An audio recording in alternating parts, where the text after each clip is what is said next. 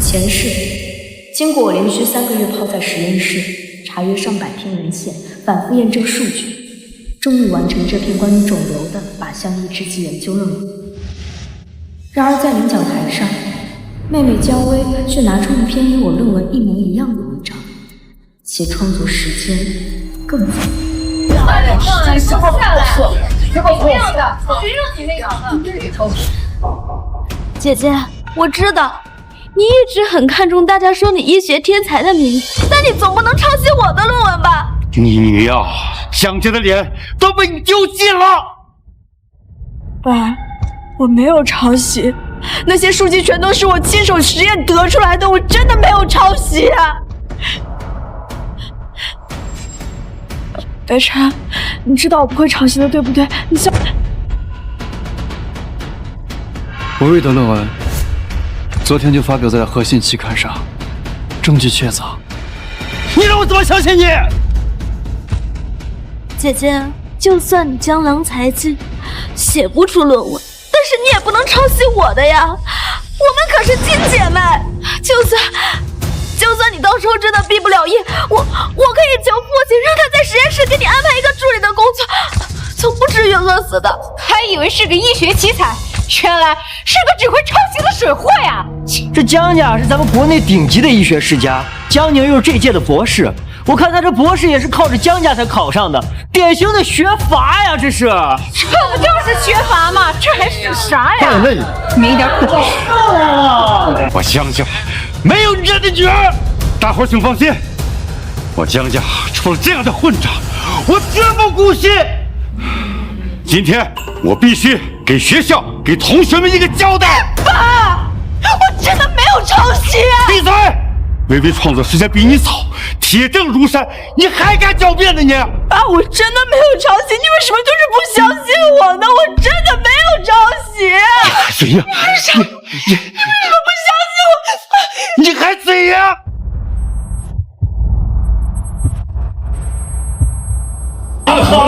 这种抄袭我就该打死他！爸，就饶了姐姐吧，她也只是太看重医学天才这个名誉了。薇薇，就他这种人，没必要这么善良。像他这种沽名钓誉之人，根本不配做顾家的媳妇。全体在位，全体在位，安放，安放，安放，安放，打死他，打死他，打死他！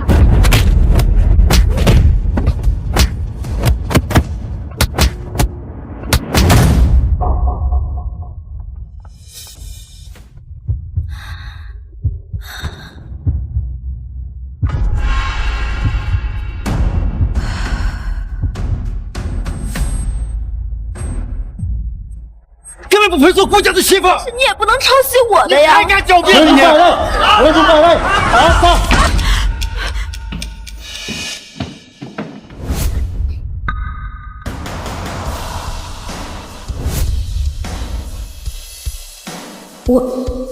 我这是回到被姜薇指控抄袭的那天了。毕业了就到爸爸的医院工作。佳宁，别以为自己拿了个优秀毕业生就目中无人了，今后要多帮衬薇薇，知道吗？上一世，我辛苦研究出来的论文，却被姜薇诽谤抄袭，到死，我的亲生父亲都没有帮我说过一句话。老天有眼，让我重活一世。这一次，我和姜家的账慢慢算。姐姐，哎，江宁，你怎么总是这副模样？故意伤害薇薇？我真后悔把你从孤儿院给领回来呀！你就是个养不熟的白眼狼。是啊，我就不该回来，不然也就不用落得如此凄惨的下场。你，姐姐，你别这么说，爸爸这么做也是为了我们好。你要实在有什么不满的，你打我骂我都可以。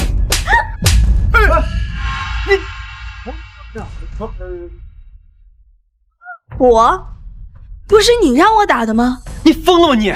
你居然敢对薇薇动手！她可是你妹妹呀，你怎么能下这么重的手呢？妹妹，我哪来的妹妹？她一个养女，吃穿用行比我样样好就算了。自从我回到江家，你们何曾关心过我？凭什么要帮衬她？你女呀，烦了你了！就因为这么点小事你就打你妹妹？你赶紧跪下，给你妹妹道歉！跪他也配？你个小兔崽子，你还怎样？欠你们江家的名，我早就还清了。你现在最没有资格教训我。没事吧？既然都这么不待见我，那我从今天开始便和江家再无瓜葛。哦，对了，江薇，你不是最想要江家的一切吗？那我就通通都给你，连同这优秀毕业生也送给你。我走就是了。别，姐姐，你不是为了今天的论文都准备了很久吗？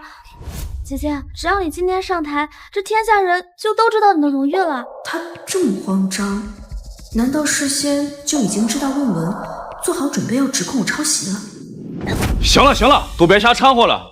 毕业生大会马上开始，都回去吧。哎，教授，我等着，我回家再收拾。爸，接下来让我们掌声有请江宁上台来分享她的优秀毕业论文。好戏要开始了。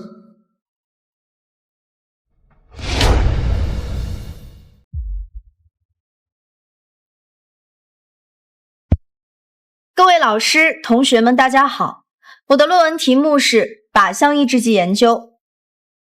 好，那么姐姐，这不是我的论文吗？你怎么抄袭我的论文啊？果然还是来了。姐姐，我知道你一直很看重大家说你医学天才的名号，但是你也不能抄写我的论文吧？姜薇，虽然我不知道你用什么办法抄袭我论文，但这一时我会让所有人看清你的真面目。我10岁就被医学院破格录取，12岁发表了我的第一篇 SCI 论文，所有医学院的人都认为我是医学天才。你认为我需要抄袭你？可是我的论文比你早一天发表在核心期刊上，这就是铁证。那肯定是跟他抄的他呀。江宁，事到如今了，你还在狡辩？混账东西！微微的创作时间比你早，丢人现眼，玩意儿！赶紧给我跪下来！上辈子也是这样，父亲丝毫不听我的解释，任由其他人活活把我打。爸，抄袭这么大的帽子，我就不能为我自己辩解一句吗？我才是你的亲生女儿啊！你是我的亲生女儿不假，可你从小在孤儿院长大，谁知道你会不会染上那些恶习？微微虽然和我没有血缘关系，但是我是看着她长大的，她的品行我最清楚。论文我3个月之前就已经完成，只不过是在等实验结果的上传。现在就下结论说谁抄袭还有点太早了吧？而且这段时间我一直泡在实验室里，在座的各位老师和同学都可以为我证明。江宁确实每天来的最早，走的最晚。在实验室又怎么样？我也每天泡在实验室里，爸爸和北辰哥哥都可以给我作证。既然如此，口说无凭，经院昨天刚收治一对患罕见病的双胞胎，不如你们现场验证一下，谁能治好病人，那抄袭的争议自然就揭开了。这个提议公平合理，江薇同学，你意下如何？好，那姐姐呢？该不会是不敢的吧？我当然是同意教授的提议。开始吧。姜薇，你欠我的，我会一样一样讨回你。听说这对双胞胎得的是心脏双突变肿瘤，国际上都没有成功的案例。为了这病，国内顶尖专家多次会诊都没能治疗成功，甚至下达了病危通知书。要是他俩能治好，那简直是华佗在世了。是啊，可以开始了。我宣布，罕见肿瘤切除手术现在开始。江宁，你再怎么挣扎都没用，你只会一步一步被自己推向深渊。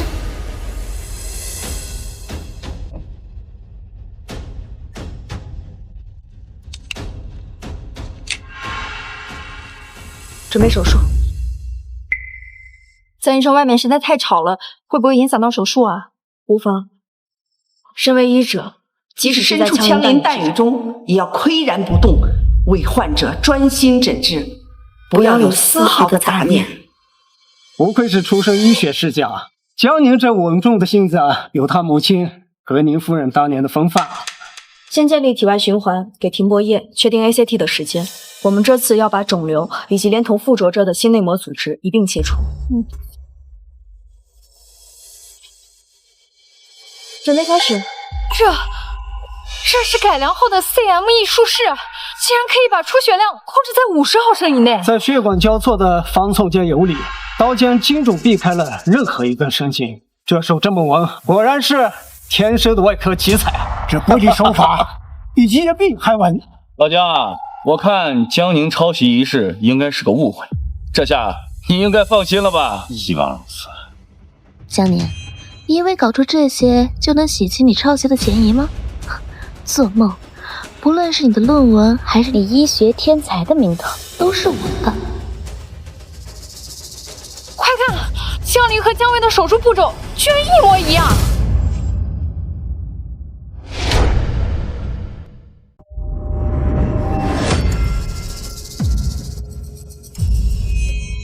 快看，江林和姜薇的手术步骤居然一模一样！这不可能啊！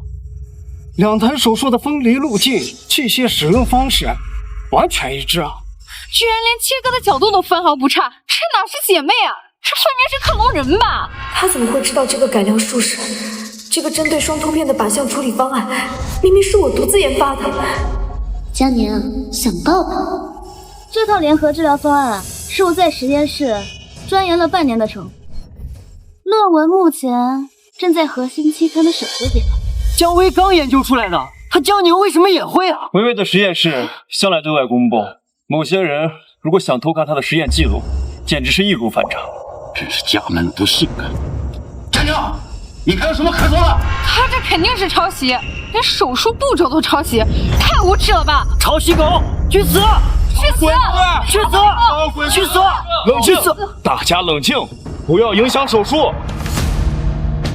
难道我还是摆脱不了被他诬陷的命运吗？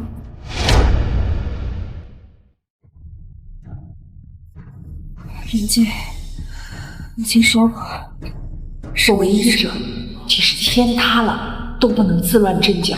记住了吗？记住了。顾北辰是我未婚夫，却始终维护姜薇，不相信我。难道？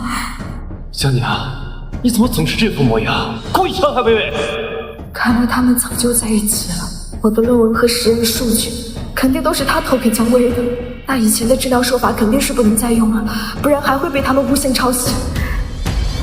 莹莹，你看，这是妈妈自创的蝶翼隔绝缝合法，你是第一个看到这种缝合方法的人。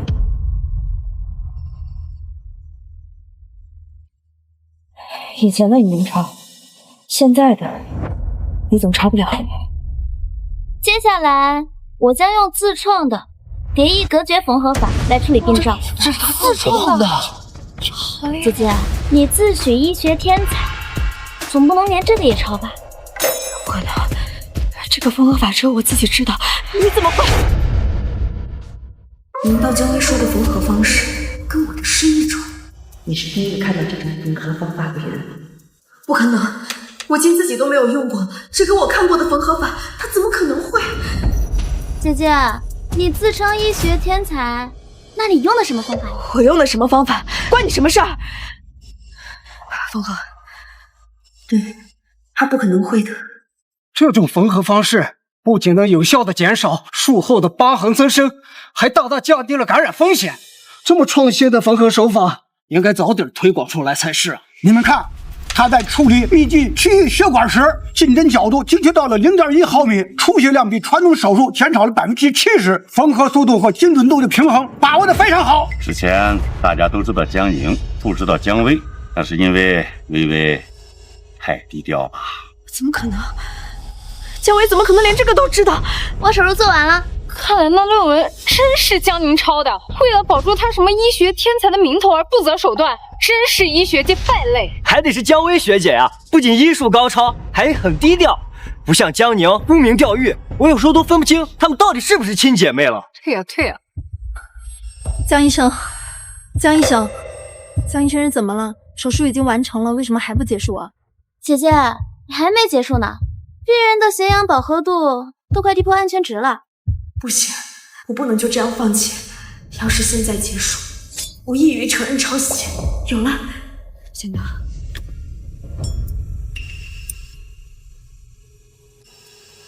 我的手术也完成了，就是好像有块止血纱布遗留在了患者体内。啊，你怎么不早说啊？有块止血纱布遗留在了患者体内。这是多少？是吗？你怎么不早说啊？我的操作失误，凭什么要向你报备？钱道，老师，我也要2次手术。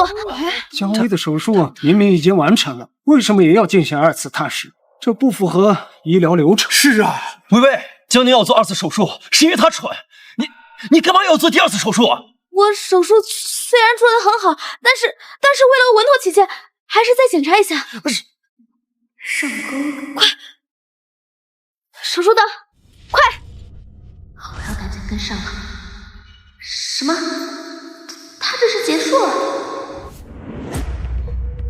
江宁医生，不继续探查吗？不急，我得休息好了才能继续手术。对呀，这什么意思啊？都到这个时候了，还想休息？他居然还在唱歌，在这么严肃的场合，他居然还在唱歌！不许唱了！江宁医生，要不我们还是先给患者进行治疗吧。现实，他在唱歌，那我可怎么办？不能眼睁睁的让大家看着我出丑啊！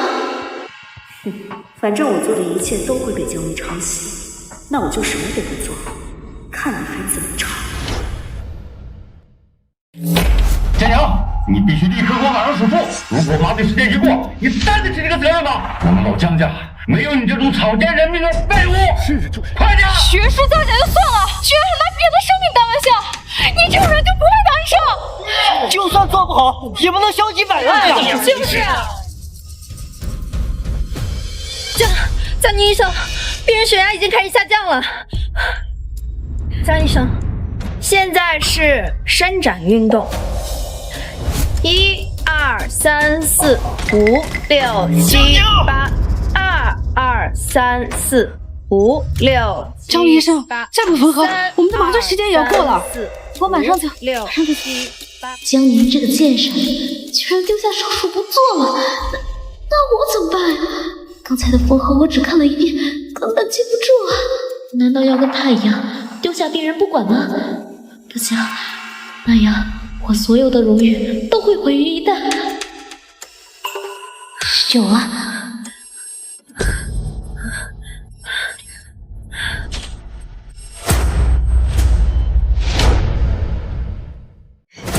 怎么了？薇薇，你怎么了？薇薇本来就体弱，这么高强度的手术，她肯定是累坏了才晕倒的。是啊，江宁，就是因为你抄袭了薇薇的论文，才导致她晕倒的。你还在这跳舞？我居然和她还是一个学校的，以后毕业了，哪家医院还敢招我呀？这种草菅人命的败类，不配为医！滚下来！滚下来！滚下来！滚下来！滚下来！滚下来！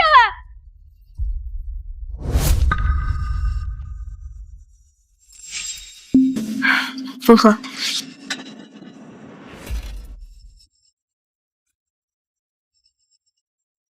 原来只要我什么都不做，你就没法偷我的医术。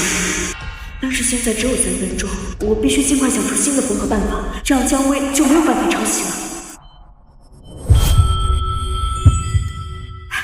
有了！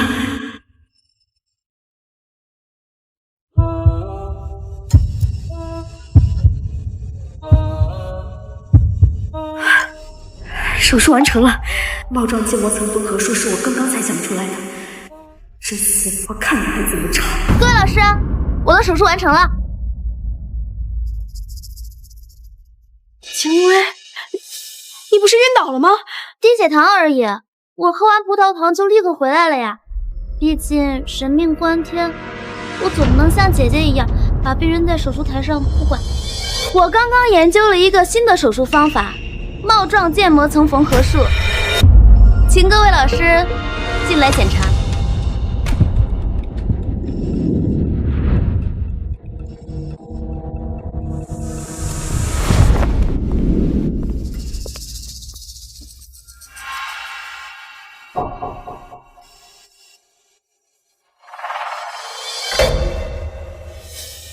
姜薇同学皮下组织的缝合用的是可吸收线，间断性缝合，我怎么没想到呢？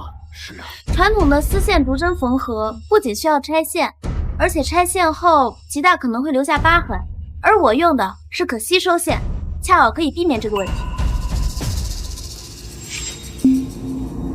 姐姐，那么我们来看你用的是什么方法。